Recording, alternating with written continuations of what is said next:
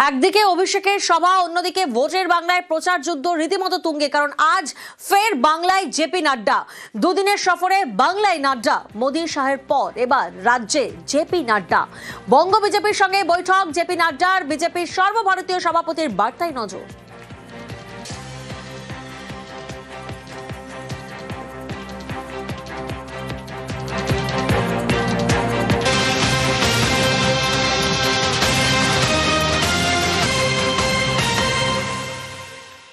নজর রাখবো শিলিগুড়ির দিকে, কারণ শিলিগুড়িতে মহকুমা শাসকের দফতরে আগুন। এসআইআর এর মধ্যে এসডিও অফিসে আগুনের রীতিমতো চাঞ্চল্য। পার্থ প্রতিনিধি আমাদের সঙ্গে রয়েছেন। পার্থ, এই মুহূর্তের কি পরিস্থিতি? গতকাল রাতের ঘটনা এবং শিলিগুড়ি মহকুমা শাসকের দপ্তর, যেটা মহকুমা নির্বাচন আধিকারিকের দপ্তরে বটে, সেখানে আচমকা আগুন লাগে প্রায় 3তলা বিল্ডিং এ, এবং সেখানে দুটি ঘর সম্পূর্ণভাবে আগুনে কিন্তু ক্ষতিগ্রস্ত হয়েছে। বেশ কিছু আসবাবপত্র এবং ইলেকট্রনিক সামগ্রী সেসব ক্ষতিগ্রস্ত হয়েছে। রাতেই খবর পাওয়ার সঙ্গে সঙ্গে মহকুমা শাসক নিজে ছুটে আসেন দপ্তরে। তবে যেহেতু এখন এসআইআর আবহ চলছে এবং বহু নথি রয়েছে, তার কোনো ক্ষয়ক্ষতি হয়েছে কিনা সে ব্যাপারে জানতে চাইলে মহকুমা শাসক এড়িয়ে যান বিষয়টি, এবং দমকল আধিকারিক তিনি জানান না, এখনো এই সব তথ্য তাদের সামনে আসেনি। গোটা ঘটনা তদন্ত শুরু করেছে প্রধাননগর থানার পুলিশ এবং দমকল আধিকারিকরা। বেশ, কিছু ইলেকট্রনিক্স ডিভাইস ফুটেছে। প্রাথমিক অনুমান এটা তদন্তের বিষয়, এটা তদন্ত করার পরে বলা যায়। আগুনটা ছোটই ছিল, প্রাথমিকভাবে ওরা কাজ শুরু করেছিল, এক্সটিংগুইশার দিয়ে ওরাই শুরু করেছিল।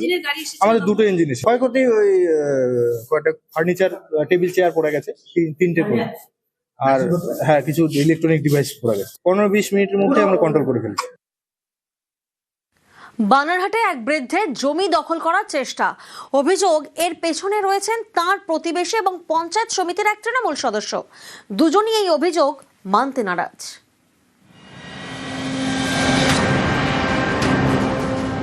জলপাইগুড়ির বানারহাট, এখানকার আংরা ভাষা বাঙ্কু বাজার এলাকায় পরিবারের সঙ্গে থাকেন বছর 80-র বীরবল মজুমদার।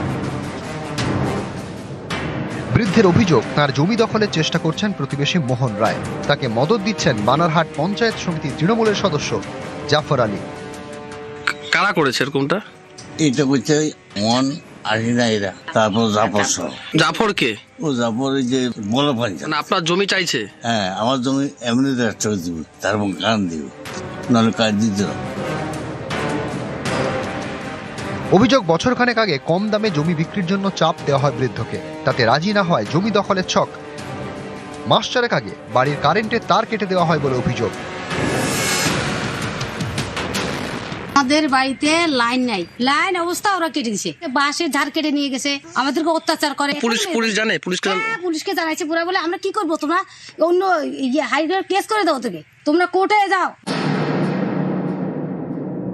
ওটা আমার জায়গা, বাজারটাও আমার, আমি জমিন মাইকা। হ্যাঁ, আমার যেটা দাগ গাছে আমি সম্পূর্ণটা কেটে নিচ্ছি। সম্পূর্ণ খুঁটিগুলো আমার জমিনের উপরে আছে। আমার জমিনের উপরে আমি পিলার লাগাইতে দিব না, আমি লাইন দেবো না। তার জন্য তো আমি অ্যাকশন নিচ্ছি, প্রমাণ করে দিবে। তো আমি এর কাছ থেকে কিনে নিয়েছি, মোহন রায়ের কাছ থেকে। ও বাঁশ কাটিয়ে ফালাইছে লেবার দিয়ে, তারপরে আমি কিনে নিয়েছি। ওর সাথে আমাদের কোথায় হয়নি কোনোদিন, তো ওটা কোথাও করে বলবো আমি। ধূপগুড়ির মহকুমা শাসক এবং স্থানীয় পঞ্চায়েতে লিখিত অভিযোগ জানিয়েছে মজুমদার পরিবার। জাফর আলীর বিরুদ্ধে আমাদের কাছে কোনো লিখিত অভিযোগ নাই।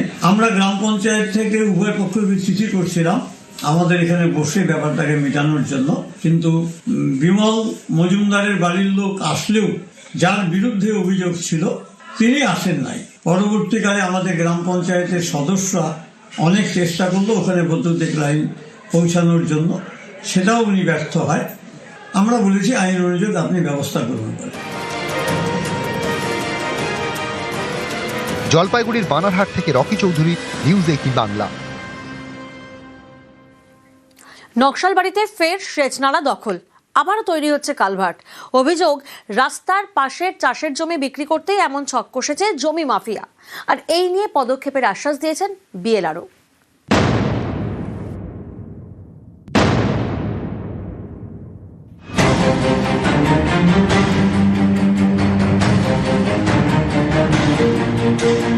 সেচ নালার উপর তৈরি হচ্ছে কালভার্ট। অভিযোগের আঙুল জমি মাফিয়ার দিকে। শিলিগুড়ির নকশালবাড়ির হাতিঘিসা গ্রাম পঞ্চায়েত এখানকার শেবদুল্লাহ জোতে রাস্তার পাশে সেচ নালা, তারপর চাষের জমি, বিঘের পর বিঘে, যেখানে নজর পড়েছে জমি মাফিয়ার।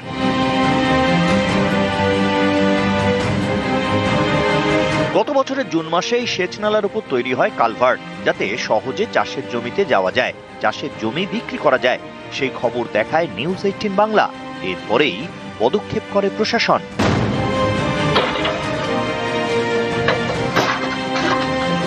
গত বছরের 2রা জুলাই বেআইনি কালভার্ট ভেঙে ফেলা হয়। এর জন্য নামানো হয় আর্থ মুভার। এর প্রায় 6 মাসের মধ্যে ফের একই জায়গায় সেচ নালা দখল, আবারও তৈরি হচ্ছে কালভার্ট। কৃষি নালা ব্যাপারটা পুরোপুরি সেচ দপ্তরের হাতে আর কি। যদি ইরিগেশন ডিপার্টমেন্ট যদি পারমিশন দিয়ে থাকে, যদি দেখতে পায় যে ওদের কোনো বাধাপ্রাপ্ত হচ্ছে না ওর মাধ্যমে, তাহলে সেক্ষেত্রে আমাদের কিছু বলার থাকবে না। কিন্তু যদি কোনো রকম পারমিশন কোনো ডিপার্টমেন্ট থেকে না নিয়ে থাকে, তাহলে আমরা আইনানুগ ব্যবস্থা আবার নেবো এবং আবার সেইভাবে আমরা অভিযান চালাবো আর কি।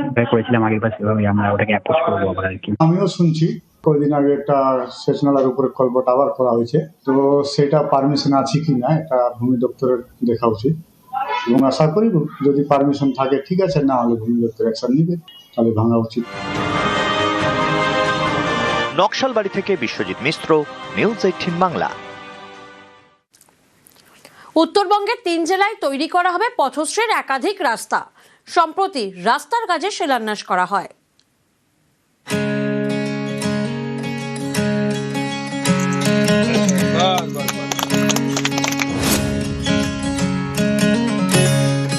উত্তর দিনাজপুরের ইসলামপুর এবং গোয়ালপুকুরে তৈরি হবে নতুন রাস্তা। 2টি ঢালাই রাস্তা তৈরির জন্য পথশ্রীতে বরাদ্দ করা হয়েছে প্রায় 2,80,00,000 টাকা। মঙ্গলবার হয়ে গেল রাস্তার কাজের শিলান্যাস। রাস্তাটা আমাদের খুবই খারাপ, তো বাচ্চা কাচ্চার অসুবিধা। রাস্তাটা যদি ভালো হয় তাহলে আমাদের সবারই সুবিধা হবে, বাচ্চা কাচ্চার মানে পড়াশোনার সুবিধা হবে, যাতায়াতের মানে ভালোই হবে আর কি। আমরা অনেক খুশি স্যার। মোটামুটি 2টা মিলে 3 কোটি টাকার কাছাকাছি।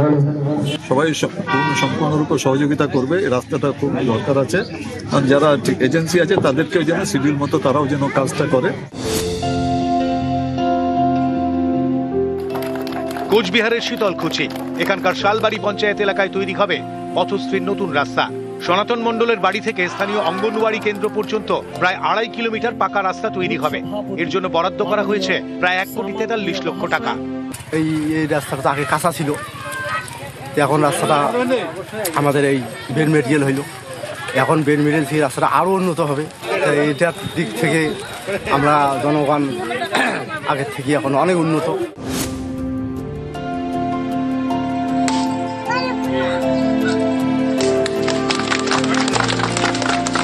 নিউজ 18 বাংলা।